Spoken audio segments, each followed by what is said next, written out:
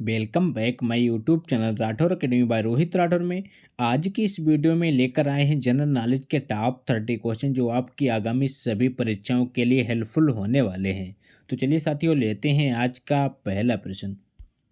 पहला प्रश्न है, रहनुमाई मज दया सहन सभा के संस्थापक कौन थे? बताइए दोस्तों, रहनुमाई मज दया सहन सभा के संस्थापक कौन थे? तो इस प्रश्न का राइट आंसर है दादा भाई नौरोजी, यानी कि सी ऑप्शन करेक्ट हो जाएगा। दादा भाई नौरोजी रहनुमाई मज दयासान सभा के संस्थापक थे। अगला प्रश्न है, साइंटिफिक सोसाइटी के संस्थापक कौन है? बताइए दोस्तों, इंपॉर्टेंट प्रश्न है। साइंटिफिक सोसाइटी के संस्थापक कौन है? तो इस क्वेश्चन का राइट आंसर है सर सैयद अहमद का, यानी कि बी ऑप्शन करेक्ट हो जाएगा। सर सैयद अहमद का साइंटिफिक सोसाइटी के संस्थापक हैं।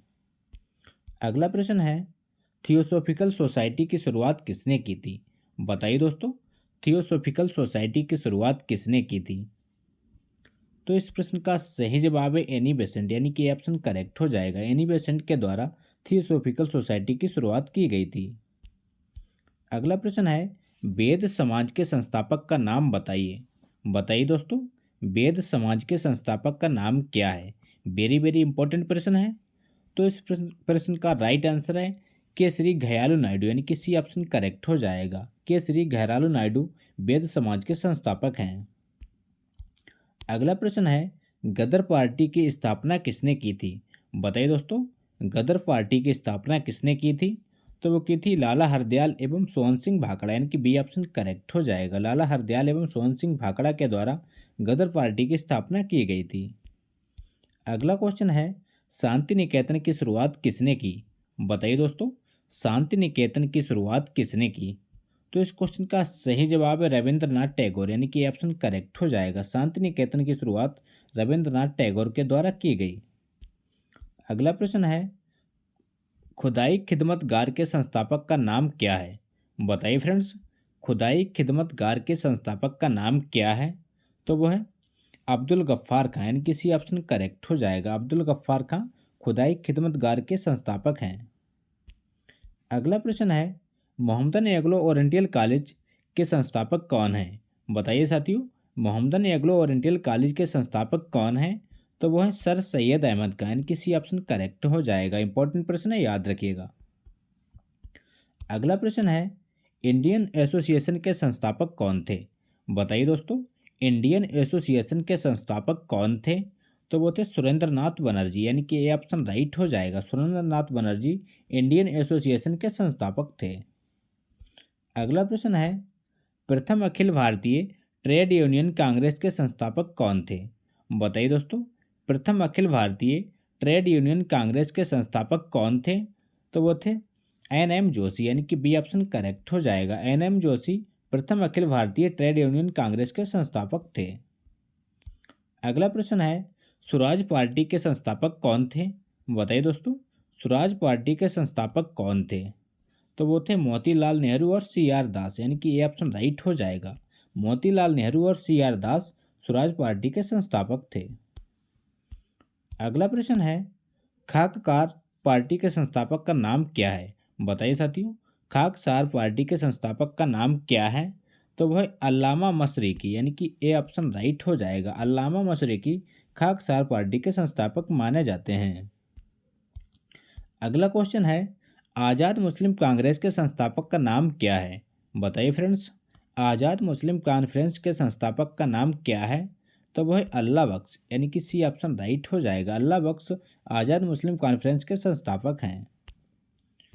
अगला क्वेश्चन है, इनमें से किस शहर को दक्षिण भारत का मैनचेस्टर कहा जाता है?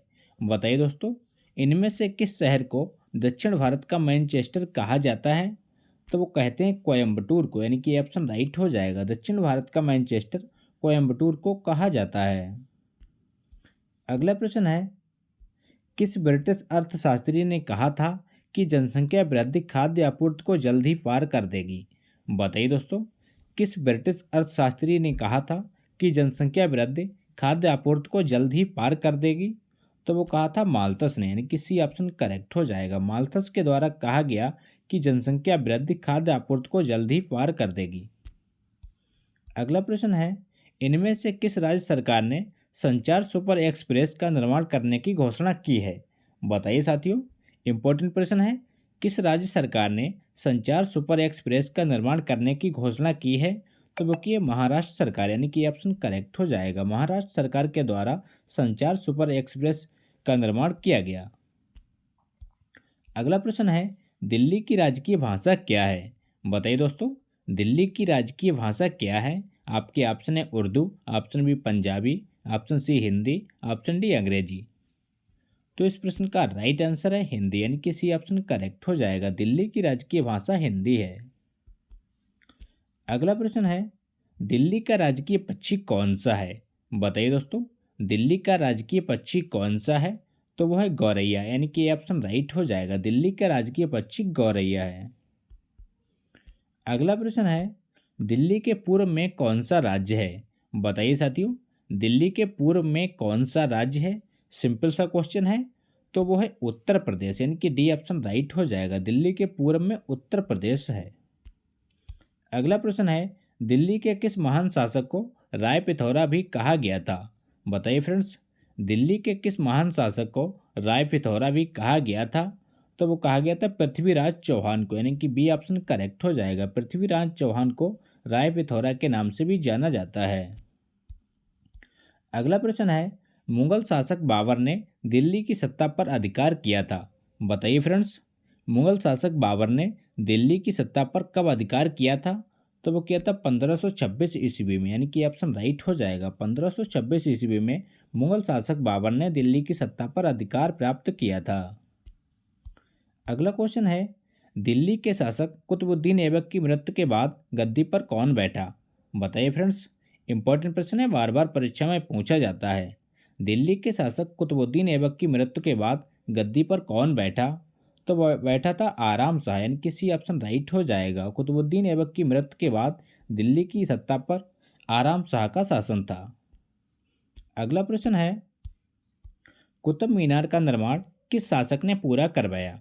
बताइए दोस्तों, कुतुब मीनार का निर्माण किस शासक ने पूरा करवाया? तो वो करवाया था अल्तमश ने, यानी कि बी ऑप्शन राइट हो जाएगा। अल्तमश के द्वारा कुतुब मीनार का निर्माण पूरा करवाया गया था। अगला क्वेश्चन है, तुगलक वंश का संस्थापक कौन था? बताइए दोस्तों, तुगलक वंश का संस्थापक कौन था? तो वो था गयासुद्दीन तुगलक, यानी कि ये ऑप्शन राइट हो जाएगा। गयासुद्दीन तुगलक तुगलक वंश का संस्थापक था। अगला क्वेश्चन है, निम्न में से किस शासक ने सोने चांदी के बदले तांबे के सिक्के चलाए थे? बताइए फ्रेंड्स, निम्न में से किस शासक ने सोने चांदी के बदले तांबे के सिक्के चलाए थे? तो वो चलाए थे मोहम्मद तुगलक ने, यानी कि डी ऑप्शन राइट हो जाएगा। मोहम्मद तुगलक के द्वारा सोने चांदी के सिक्कों के बदले तांबे के सिक्के चलाए गए थे। अगला प्रश्न है, तैमूर लंग ने दिल्ली पर आक्रमण कब किया था? बताइए साथियों, तैमूर लंग ने दिल्ली पर आक्रमण कब किया था?